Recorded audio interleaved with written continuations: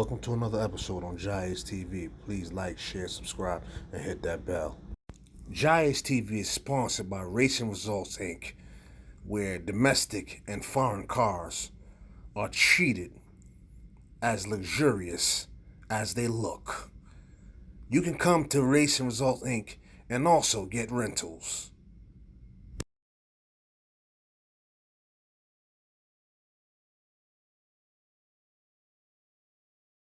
Salute, and love. You already know who it is. It's JAH-ACE from JAH-ACE TV.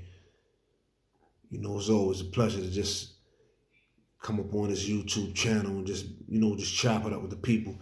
Just try to put some content out there where people start, opening their eyes and just cherishing every day, because so much things is going on, so much things has happened, and we seem to ignore it. Sometimes just because maybe we're not in certain predicaments, we think that it can't happen.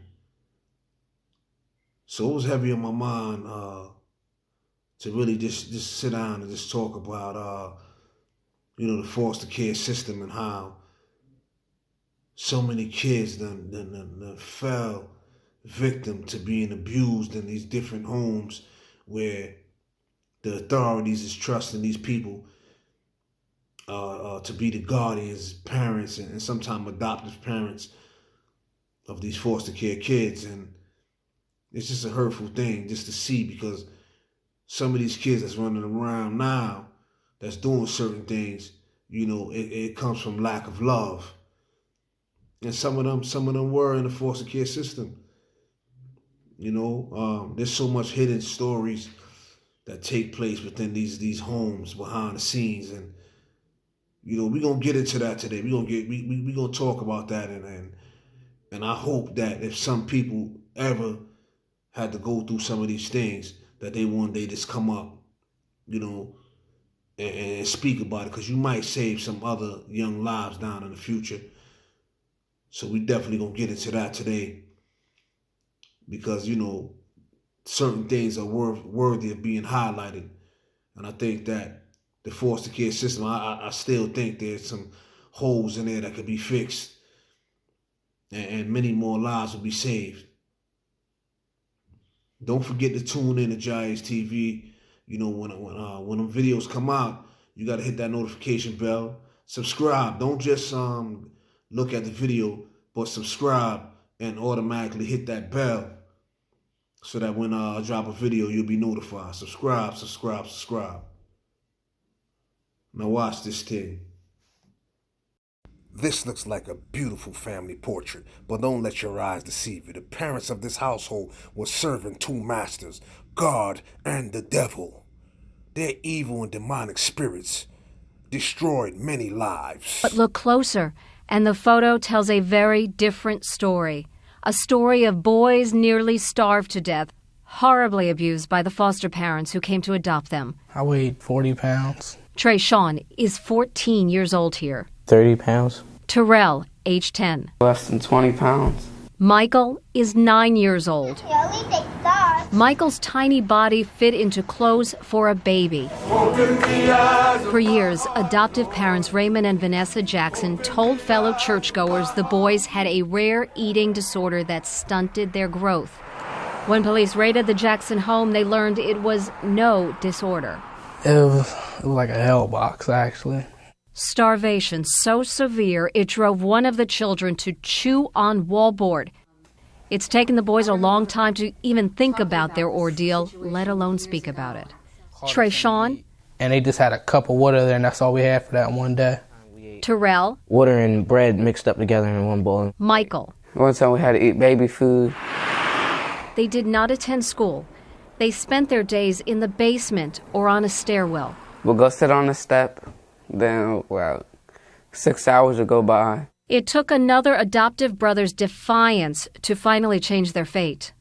With nothing to eat, the eldest brother left the house searching for food. A neighbor called 911 to report a child going through the garbage looking for food. It's a little kitty trash can. It was 3 o'clock in the morning, and the little kid was actually 19 years old. Bruce Jackson weighed only 45 pounds. Police arrested and charged Raymond and Vanessa Jackson with 28 counts of child endangerment and aggravated assault.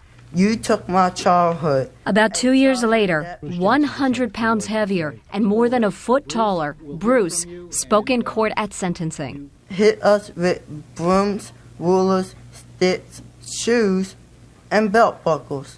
Bruce moved into a supervised care facility. The other boys were placed in the hands of another foster family. They're not animals, they're human beings. Amber and James Parrish, who had a little boy of their own, adopted all 3 brothers. They're doing their part and we're doing our part. With the Parrishes, the boys who were told they wouldn't grow couldn't stop growing. I went up drastically. All the food they was giving me, I went up at least 60 pounds. I gained at least 40 to 30 more pounds. 6 months, I was probably about 45, 50. Life now is a long way from a childhood spent suffering. They don't have to worry about where they're going to get their next meal, where they're going to lay their head. But to see them now, I get filled with joy. After all you've been through, what is it like today? It's a blessing, actually. When I think about it, I'll be like, yeah, I made it. Thank God for it. The brothers tell me, if not for each other, they may have never made it out of that home alive. Again, don't just look at the video. Subscribe, like, and share. Subscribe, like, and share. Placing kids in proper homes should be the #1 priority. A husband and wife arrested for pimping young women in the foster care system in New York City, sex trafficking bust. Come on, this has been going on. This is nothing new. Details this afternoon in a disturbing sex trafficking bust in the Bronx.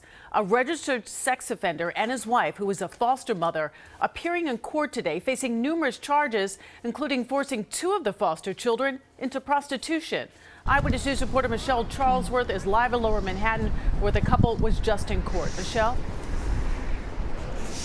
So disturbing, and we don't know how old these young women are. 8 of them, 2 of them foster kids. We don't know how old, but it appears this 9-month investigation dug up all kinds of specific evidence, videos, messages, prostitution ads, all allegedly tied to this one couple.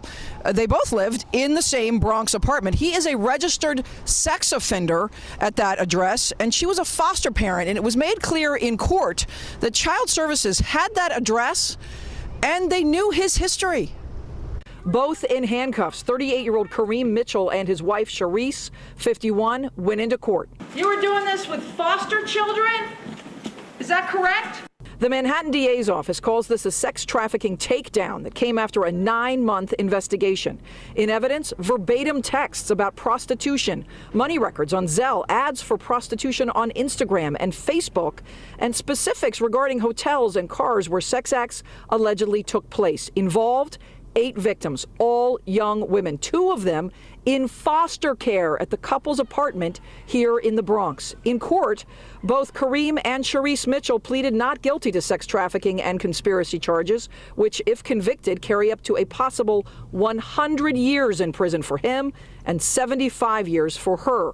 Read in court, verbatim texts like "pop you in the face, get in the car" from just this morning, including expletives promising violence. Allegedly, fear and threats were a daily occurrence in messages, all reportedly in evidence. Most disturbing, Kareem Mitchell is a registered sex offender dating back to 2008. He served 5 years. His wife, Sharice, at exactly the same address in the Bronx, was able somehow to foster 2 young women who, according to what happened in court today, literally were recruited from the foster care system for sex trafficking and prostitution. Their ages were not given. Do you have anything to say? The charges span areas of New York, but alleged prostitution also took place in Connecticut and New Jersey. Charges again, sex trafficking and conspiracy. If convicted, he could see 100 years. She could see 75. Both were called a flight risk today in court. No bail for the man, Kareem Mitchell. Millions in bail, which she is not expected to post for Sharice Mitchell. Subscribe, like, share, and hit that bell. Year after year, we hear these stories. So if a kid is not getting gunned down in the streets, Kids are being abused in these homes and killed in these homes, chained up in these homes, abused in these homes, raped in these homes. Where's the future at for these kids? The future looks very slim for so many children. I'm not going to call what we went through abuse.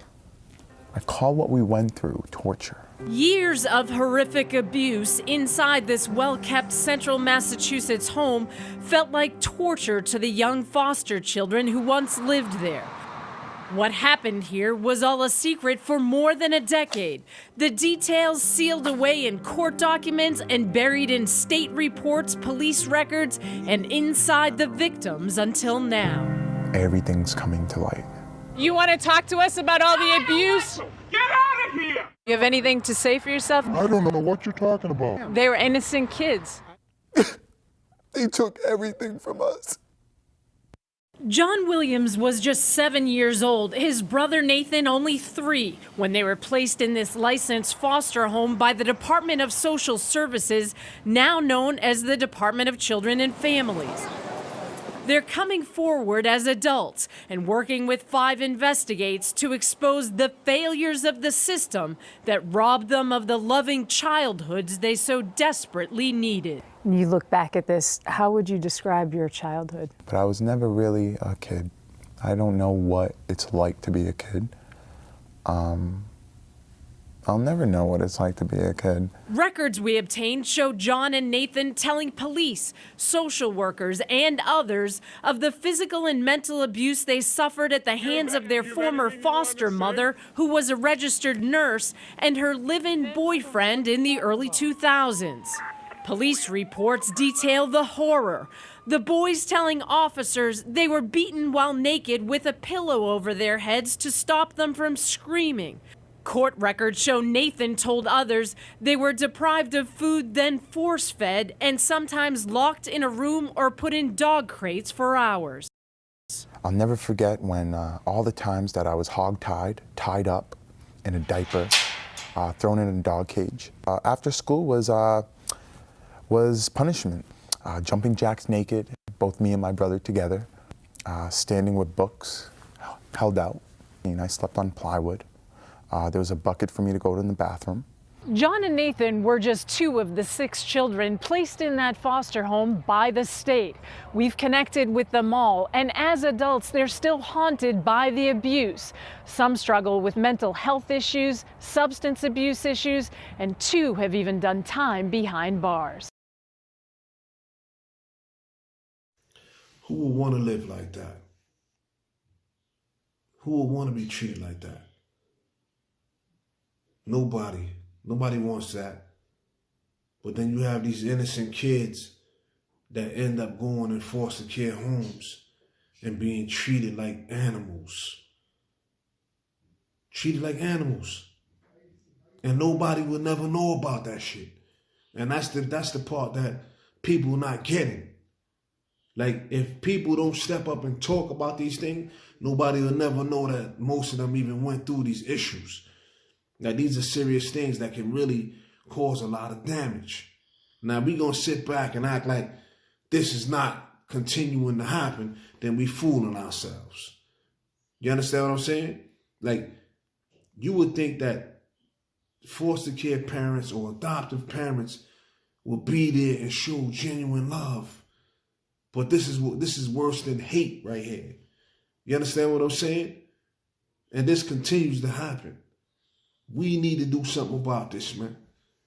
Some type of better monitoring system. Because I really think that they really need to revamp that. And really do some real checking and get some people that really want to do that job.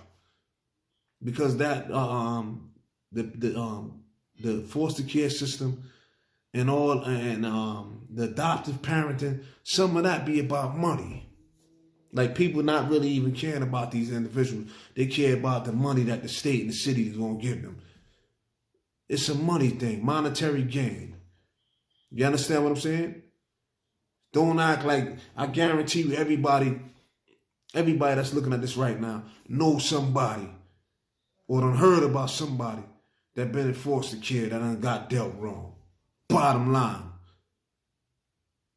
We can't act like it's not happening today. So some of the things that you're seeing on a regular basis, it's deriving from that, man, for not having no love.